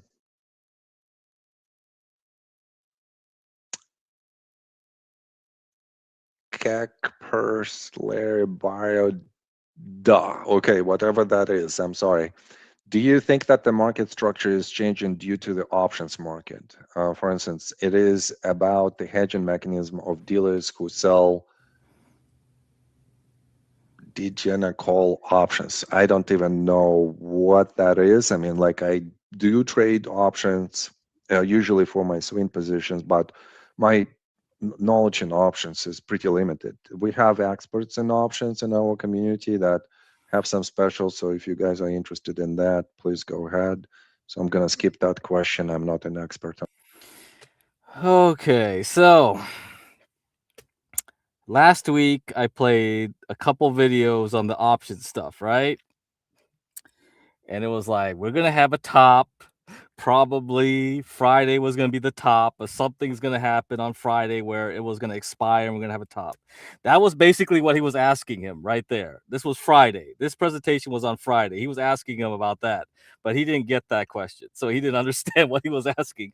Like, if you're gonna talk about like gamma, delta, hedging, blah, blah, blah, that's like esoteric knowledge. Like, not many people are gonna care about that. Even if you trade options, you don't really like probably look at that in that way. You're not looking at the market makers or whatever. Like I said, everything before that, the way he presented all that stuff, you see the way he's looking at the market with the chart only. He's like, okay, there's buyers and sellers. If there's more buyers, less sellers, more sellers, less buyers, the market, that's okay. That's okay way to look at the market, but it's not really true. That's not really what's happening underneath anymore. The options market has taken over everything. The futures market has taken over everything. The derivatives market is so huge now that it influences everything. But if you simplify your life and look at it just by using charts, I think that's fine.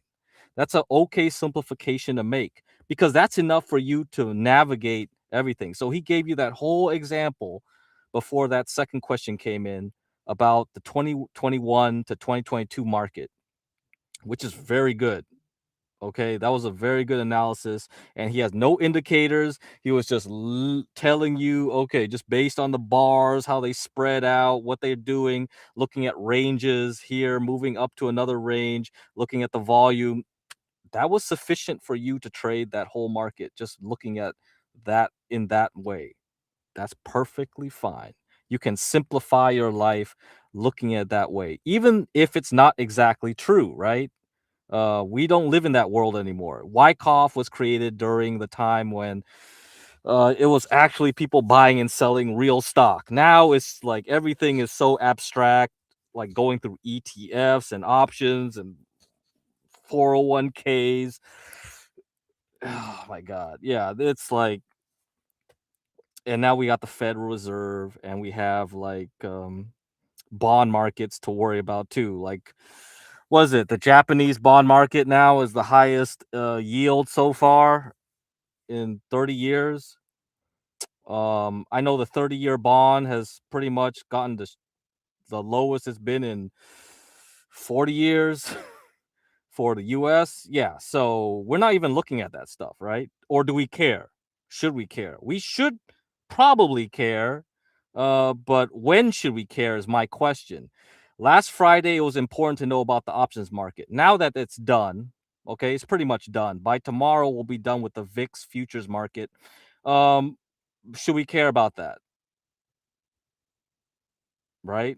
So there's a time and place where you should look at it in a more detailed way, and there's a time and place where you don't need to.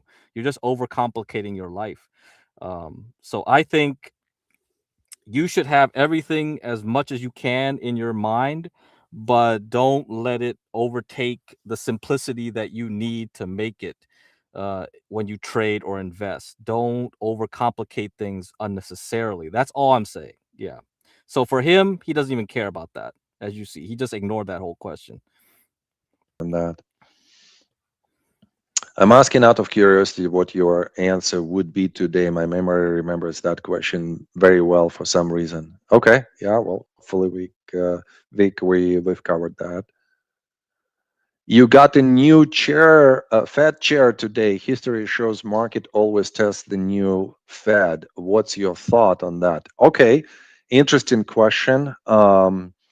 Definitely not my area of expertise.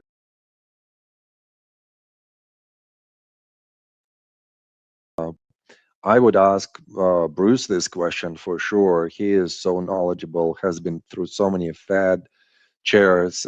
He's been in the market since 1982, guys. 1982, that's more than 40 years. So again, I'm going to skip that question. Will OPEX day hold position from Mike? Have no idea about that either. So I'm going to skip that question. Yeah, Owen is saying Vic is winning so far. Can someone beat his question? Okay. From JJ Pacheco's.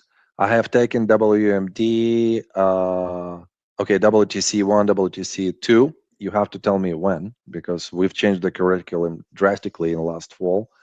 I have taken extensively notes and seen the recordings again and again, and still feel I have a long ways to go. How will taking the lab simulation lab take me to the next level? Okay, great question. Some attention. Simulation lab is the next step beyond the knowledge. What I usually say to you that we have a tendency to withdraw from the presence in the market behind losses, as the losses or incorrect behaviors, even incorrect wins, produce some pain, emotional pain. We withdraw, and then what do? We go into the knowledge again. I produced a loss, I produced a drawdown. What should I do? I consider myself not a great trader, so therefore I need more knowledge. That's the usual thinking that students exhibit, and it's a mental trap. If you guys do that, recognize that you already have all of the knowledge that you need to make money. It's just a matter of how you narrate and how you create the story behind your losses. So people, even in our community, they're like, okay, give me more knowledge. And we always tell them, you don't need more knowledge. You need to unblock the effects of your nervous system on the interpretation of the market. That's what needs to happen. And once they do that, they start seeing clearly the market for what it is and not for what in their minds is being created as a story. Oh, it's a down bar. That's it. We're going to go into the reaction. Okay, slow down. It's okay. Market's going to have down bars. Market's going to have reactions. But can you assess how much volume is coming in? How much effort on the selling part is coming in? What is the immediate reaction? Does it break something locally? And then what does it mean in terms of your tactics? So when we go from the classes that have a lot of knowledge We usually transition our students and our trainees into the skill building classes. Can you see those concepts without any fog of the chart in real time as we simulate first and then in real time? That's the key. That's the next level. That's why Trade Simulation Lab is that next step. So we go bar by bar, and then you make decisions. Then once you've done with your simulation, you check it against my bar by bar analysis. I literally give you my description of each bar, which contains both analysis and tactics. And then we do our process. We involve AI into that. So if you're into AI, that's the class to be in. Actually, all of our classes now contain some elements of AI. Yes, we do that because we see that the predictive uh, ability by AI really sucks. It's not really good at predicting. Do not put the chart into AI, at least at this point. It's like 50-50, and our edge resides somewhere between 65 to 85%. So why would we do that? We are better than AI in predicting, at least so far, at least for now, at least maybe for the next like 2-3 years, I think. Then AI is gonna like completely overtake. But right now, this is such a great market to make money. We're still gonna have speculative move up behind the AI boom. We're still gonna have increase of volatility to the downside being followed by the top of the boom of AI. I was just looking at San Francisco real estate prices. Oh my God. I haven't been following this for a while because I moved out of San Francisco for some time, for the last 5 years or so. The prices are going up. Why? Because a lot of AI engineers are moving into the city as there is a lot of tech companies and they require workforce to develop AI products. So we are here in Silicon Valley, again, in the boom that is very similar. It feels the same way. And I went through that myself in the late 90s. I saw that late 90s, so many software engineers moved into the city and the prices just skyrocketed. That's what we're seeing right now. We're still not necessarily completely there at the top of the AI boom. And look at this rally. Doesn't that show you the strength? So even though we are going to have reactions on the way up, we're still going up. I would be thinking that we have several years to the top of the AI boom. So then you have to think like, how could I possibly make a load of money? Because this type of environments are very unique into the late portions of the cycle. So don't waste this opportunity. Make money. Make money that is going to be life-changing money for you and your family. You know, stop all of this nonsense about like, I need more knowledge. What you guys need, and this is comes from 30 plus years of experience trading and 15 plus years of teaching and coaching. You don't need more knowledge. You just need to practice and then apply that into the actual real market. Everything else is a mental trap. Everything else is withdrawal and avoidance. That's what I'm seeing. You could see I'm very passionate about that. So JJ, hopefully I addressed that. Vic is saying, I already have the book. It's very good. Thank you. Okay, well, Owen can work with you, Vic. Okay, next question from Nachiketa. Hi, Roman. I'd like to know, what do you believe is propelling the market to this degree? Who and what is behind it and why? Well, I just mentioned AI. So most definitely, yeah, AI is doing this. Also, think about what AI boom is producing. AI requires a lot of energy, right? So behind the data centers, I mean, like I'm reading about the data centers. It's not just electricity; it's water. It's a lot of things that need to like be built still as an infrastructure. Then also think about the outcome that AI is producing. It's basically an increase in productivity.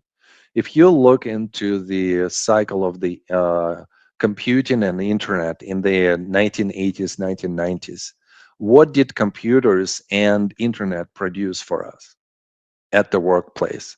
Productivity, increase of productivity in the US and around the world. So we are squeezing out more margin out of the productivity. And if AI and let's say like uh, cell phones as a hardware, data centers as a hardware, and then AI as a software application is producing even more productivity and exponential productivity, then what's going to happen? More margins, more revenue. Companies are going to be like, look at companies like Anduril, Palantir, everything concerning like a hardware AI is just going crazy because this is the build-up phase to that. If it produces more productivity, more margin, more revenue, more prices going up for some time. At some point, there will be oversaturation. We're still not there for AI. It's still way, way ahead of us. So I would be again thinking like, what's the potential for me to make money in this environment? I should be thinking still the cyclicality suggests continuation up. Any type of meaningful corrections like what we've had just recently, this is a buying opportunity. So I'm waiting for those. During this type of times, I'm more selective and I'm creating specific tactics like short-term trading, or I'm holding my positions like long-term campaigns. Um, so that would be my suggestion. Good question. From Quantum Roman, can you talk about complex testing? Oh, okay. Why it happens?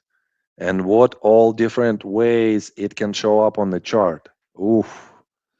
All right, I like it. I like it. This is in the running, this question. Here is a level. What do we do here? We are trying to overcome it.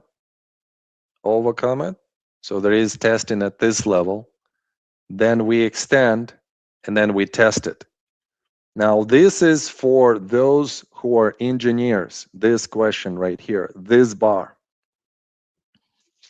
The engineer comes to me and he or she says, in my deterministic way of thinking as an engineer, I see a lot of effort to push the price down.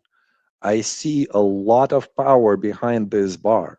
In my deterministic thinking, there is only two binary outcomes. Well, actually, one for the engineer. If there is a lot of effort, there should be a continuation. It's almost like thinking about how objects move. If there is a lot of force behind the object, it's going to continue moving because there is an inertia behind the force. Now, market doesn't work like this. And this is where engineers, unfortunately, fail to continue with the logic of the market on the bar like this. Because behind this, there is a hidden force, which is demand. And when we see the non-follow through to that aggression to the downside, this is where the engineering mind kind of a little bit fails. I'm sorry to say this, guys. But also, for those of you who are engineers, please think about this concept. Market is not deterministic, it's probabilistic. The probabilities of the continuation are there, but if demand is coming in as the opposing force and there is no follow through, there is instantly less probability to continue, at least in the same character. Or if there is a background to the upside, we could actually completely do the opposite. And this is something that I'm learning this week from our students who are engineers, and we've been at it, like for several sessions. It just was so exciting to kind of like nail it down. So much effort, so much supply is coming in. Why doesn't it break as a test? Okay. What about here? So many attempts to go down, right? Why is it testing like that? Well, look at the volume signature. Who was asking this question? Quantum. Whenever we have the presence of both selling and demand at the same time, usually tests are going to be complex. And that's the short question, Quantum, to your the short answer to your question. We also could have more complex testing when both forces are inactive. We could have something like this, and then we just like two, right? So inactivity could create that type of testing, or presence of both forces. Inability by one force to absorb completely and to become dominant. Anybody's asking about this? Do you guys see this? Yeah? What's this concept? Anyone knows what this concept is about? That could be the question too. So that's the answer. I like the questions. Oh, and I would say this question also is in the running. Is Bitcoin accumulation or a redistribution phase? All right. Okay, let's go. All right, we've talked about Bitcoin.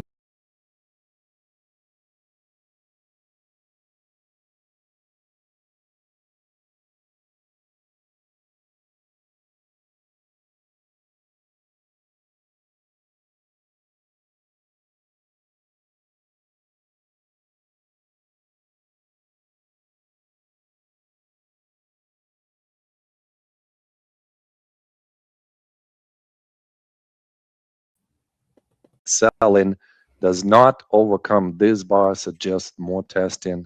Test. Phase B, typical kind of rally without significantly overcoming, but higher highs, higher lows, suggesting accumulation.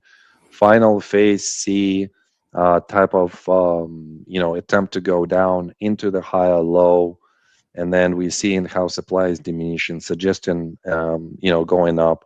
Our next target was around this testing right here. We come, supply is coming in, nothing serious, still continuation. Demand deteriorates, so now locally we're going to have some kind of reaction. I was showing you the analog of Google from, I believe, 2024, 25. That was suggesting that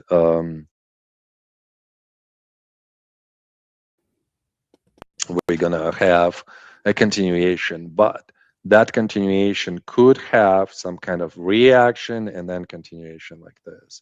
I thought yesterday's bar was actually okay, but a little bit more supply came in, than necessary, than I would be expecting.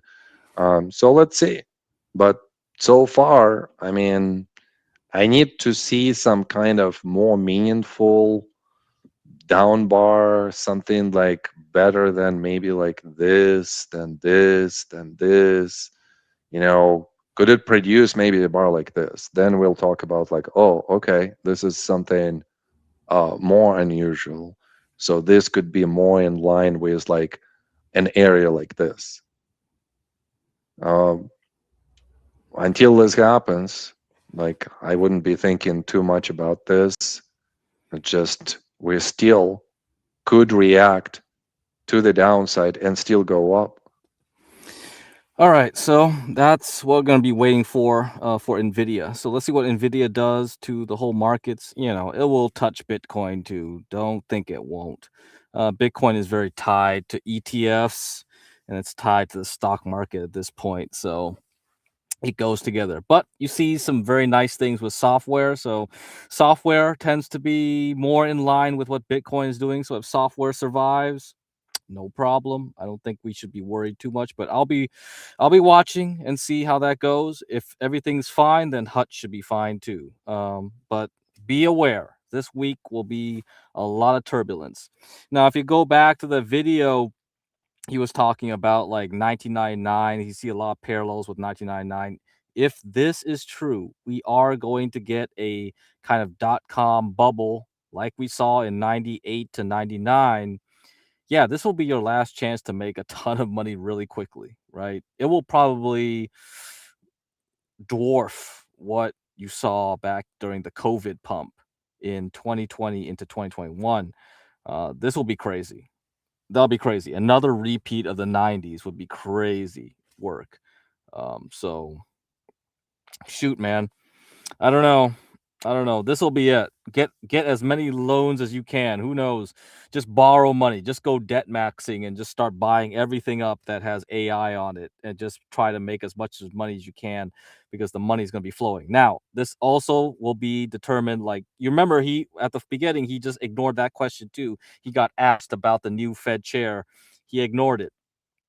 And yes, when you have a new Fed chair, usually the first two sessions of the Fed chair, where he does his meetings, the stock market will be down. So he'll be talking, okay, around options expiration, around June will be where we'll be having the problems. Okay, so worry about that. I think anytime around June, the third week, we'll see maybe some turbulence at that point. But if we survive that, then we can go into July. Okay. But I would be worried if he says something crazy of our new Fed chair, right? This will be the first time. So the market might have a nasty reaction. And so we're going to have to see how that goes. All right. Let me just read some wheat stuff. So cut off a little bit before I was finished, and it was like it just got stuck, and I didn't understand why it did that, but okay. So let me just read that article, and then we'll call it a night. So let me just get here. Inflation.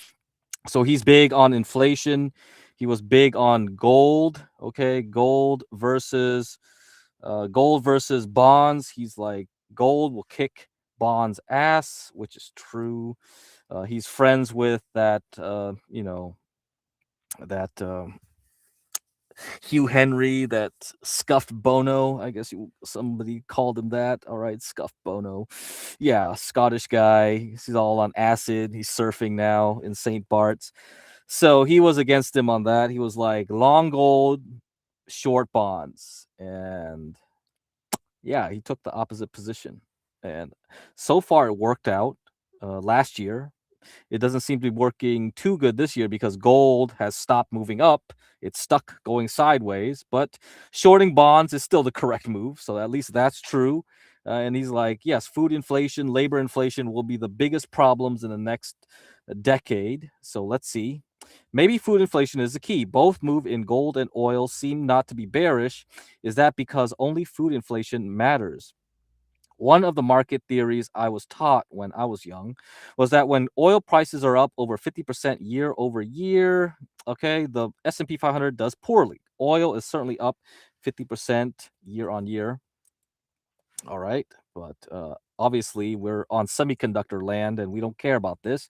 But rather than being a bearish signal, markets seem to think it's a bullish signal. Well, thank you, AI. I had also learned to be cautious when gold starts to outperform the S&P 500, a sign that capital no longer felt safe in growth assets. Gold was outperforming the S&P 500, but not so much now. Yeah, we're stuck. Why did moves in... Oh, actually, I saw a tweet, Goldman Sachs. They showed that Turkey dumped a bunch of gold the past day. So yeah, looks like Turkey is still selling their gold, probably to buy oil and natural gas or something. So they're really just doing as much as they can. Actually, Turkey has like what 30% inflation, and that was before the whole oil thing. I wouldn't be surprised if Turkey right now is back at 50-60% inflation if they did not secure energy for their markets. Why did moves in commodity prices used to be bearish but not now? In 2022, surging oil prices did lead to weakness in U.S. equities. Yeah, well, that was also because of the bubble caused by COVID shutdowns. What has changed? One guess is that normally when oil prices and gold prices are surging, food inflation is also surging. Below is U.S. food CPI year over year. This is a lagging indicator, but you can see when food prices rise, problem for equities begin. Above is a lagging indicator. Okay, but we have a more forward-looking one, the CRB Foodstuff Index. Here we can see spikes in food prices tend to lead to problems in markets. For the US, I have found the wheat prices is a good one to watch. It's called the bread line for a reason. It is up from lows, but not much. One argument you could make is that rising oil prices pushes up urea prices and food prices with it, maybe. But potash prices are still pretty low. Okay. Another big counter argument is that the wholesale price of pork in China has collapsed, which means Chinese grain imports are also likely to collapse, or in other words, global food inflation looks unlikely. So, you remember I mentioned that pork prices are a good proxy of the Chinese economy. So, if the Chinese economy is doing very well, uh, Chinese people is a key indicator, poor indicator of the Chinese economy. If it's not going to recover, because we have to know the Chinese economy is in deflationary mode since COVID ended. It hasn't been doing very well, and the whole tariffs, uh, yeah, so they absorbed all the tariffs. It's just like the economy still hasn't moved anywhere. They've been trying to stimulate it for quite a while. You have to remember the real estate bubble that they had. They popped their own real estate bubble during COVID too, so that they haven't recovered from that either. I have looked at agricultural markets for over 20 years, and they are by far the toughest markets to understand. Usually with commodities, supply is easy to model, but demand can fluctuate. With ags, demand is usually pretty constant, but supply can change rapidly. The big question is whether food prices are about to surge here or not, or will that happen with a lag as higher energy prices cause food production to fall in a year or two time. Personally, I cannot guarantee a strong view on whether food inflation will surge or not from here, but it does seem to be recently. So there seems to be a lot of news. So not just wheat, sugar is going to be stopping exported from India. They're going to use sugar to make energy now because they're so desperate to try to get as much stuff to stay in the country to make up for the losses in crude oil from the Suez, I mean, not the Suez, Hormuz Strait. Okay, wheat extends gains as poor weather worsens U.S. crop conditions. So we talked a little bit about this last week. So let me read an article about it. This is from last week. Wheat climbed for a third day in Chicago as persistent dryness in some key growing areas of the U.S.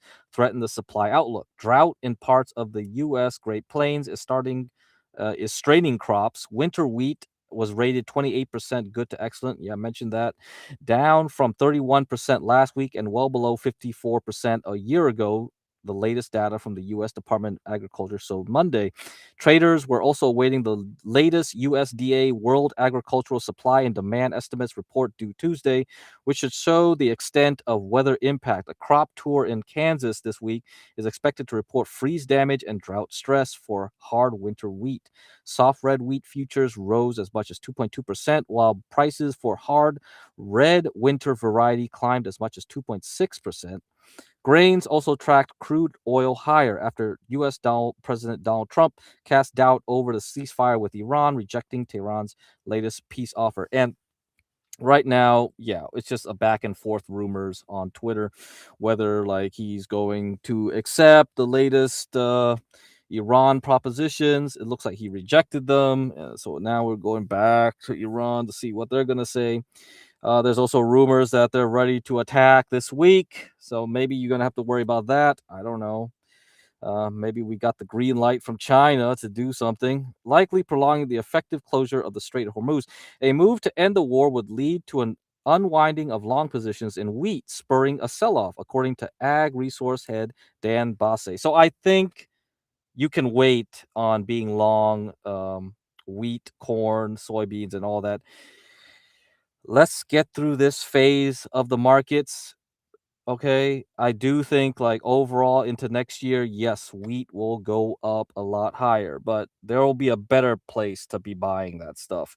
And you could just chill out and wait and see what the the fertilizer stocks are doing. They'll probably be a lot better acting this year. You will see a cascading of price back to fundamental value.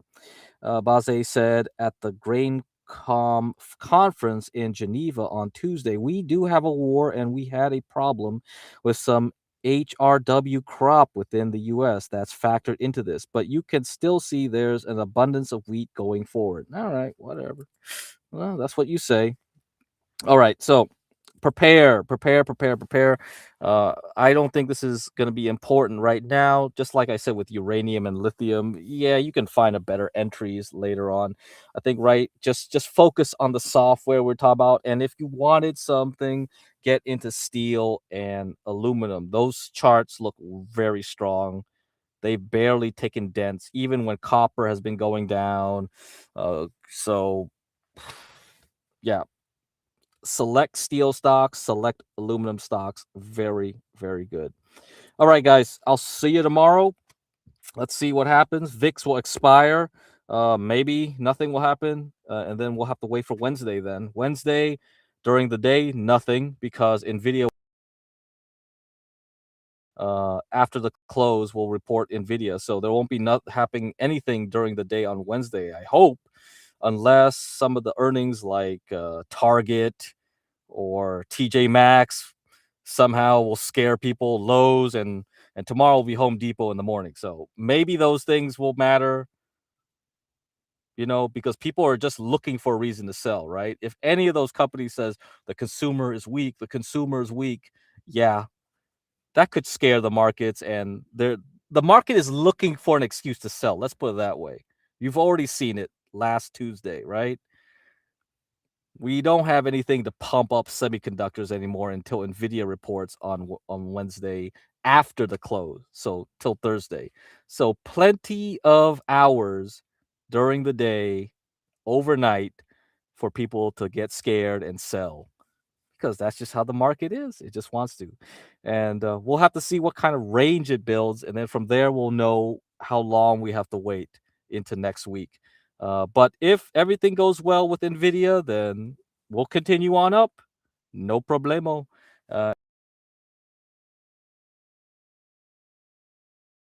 Down, then the problem will be only how we look at where the money is flowing. Hopefully, it is flowing into software stocks.